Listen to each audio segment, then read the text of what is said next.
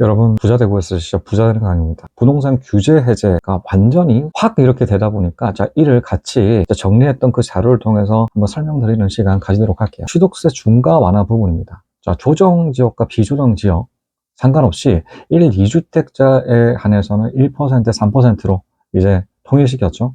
그런데 비조정 지역 같은 경우는 지금 대책이 아니라고 하더라도 실제로 1%로 지금 적용받고 있었기 때문에 조정 지역에 대한 혜택이다라고 생각합니다.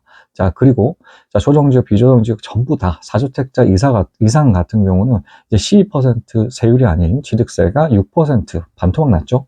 자, 그뿐만이 아니라 조정 지역 같은 경우 3주택은 12%에서 6%대로 조정이 됐고, 비조정 지역 3주택 같은 경우는 8%, 4%로 이제 취득세를 내게 된다라는 부분입니다. 자, 그리고 양도세 중과 배제 같은 경우, 2024년 5월달까지 이 연장이 됐고, 분양권과 및 입주권 양도세 같은 경우도 2020년 수준으로 완화를 시켰습니다. 분양권, 입주권 1년 이상 같은 경우 60% 폐지를 아예 시켰고요. 분양권, 입주권 1년 미만 같은 경우 70%에서 45%로 줄어든 것이죠. 자, 그뿐만이 아니라 공정시장 가액 비율 역시도 재산세에서 영향을 미치는 공정시장 가액 비율 같은 경우 현행 45%보다 낮은 수준으로 인하를 계획을 하고 등록 임대 복원이 있죠. 임대 물건을 이제 등록할 수가 있었습니다. 2020년 7월달 갑작스럽게 임대사업자 폐지를 발표를 하다 보니까 그 발표했던 그 당일 이 등록분에 대해서만 임대사업자 등록 허락을 하고 그 다음날 같은 경우는 임대사업자 등록 아예 막아놨던 그 사례가 있었습니다. 그 이후 같은 경우는 아파트 임대사업자 물건 등록을 할 수가 없었었는데 이제 드디어 부활을 한 것이죠. 등록 임대 부활한다라고 하게 되면 가장 크게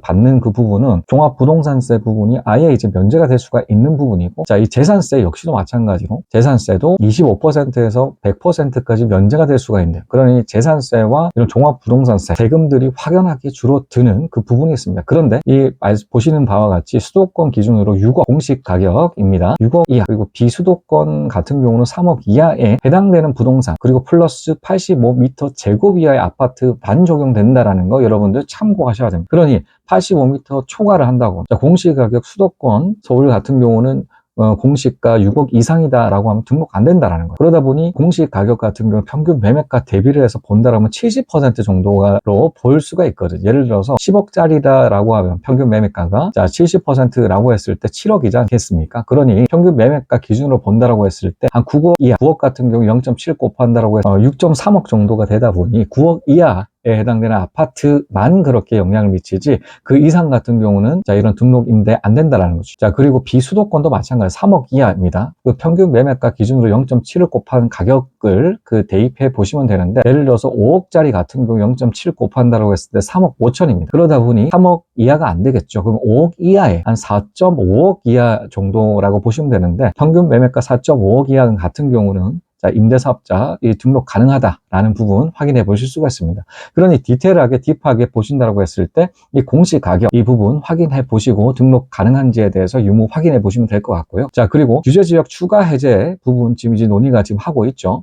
23년 초에는 수도권 일부 그리고 서울 같은 경우 해제를 계획을 한다라는 부분 담고 있습니다. 저 역시도 마찬가지로 한 3주 전에 수도권 부분 뿐만이 아니라 지방 전체에 달을 조정지역 부분 해제를 시켰는데 이 흐름들 같은 경우 서울로 이어진다라고 예측을 했었죠. 이 부분 정확하게 맞아떨어지는 부분이고요. 이제 2003년 같은 경우 수도권 부분 역시도 마찬가지로 이 투기 지역이라든가 투기 과열 지구 같은 경우 해제가 될 수가 있음을 우리는 확인해 볼 수가 있습니다. 그리고 분상제, 분양권 상환제, 주택의 분양권 전매, 실거주 의무 규제 완화 예고를 했죠.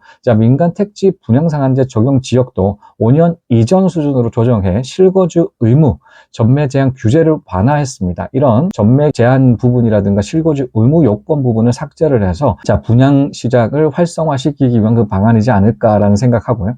그리고 이제 규제 지역 다주택자 주택담보대출 금지를 해제를 했죠. LTV 상환율을 30% 적용을 해서 주택담보대출 허용할 예정으로 있고 각종 대출 규제 완화하고 있습니다.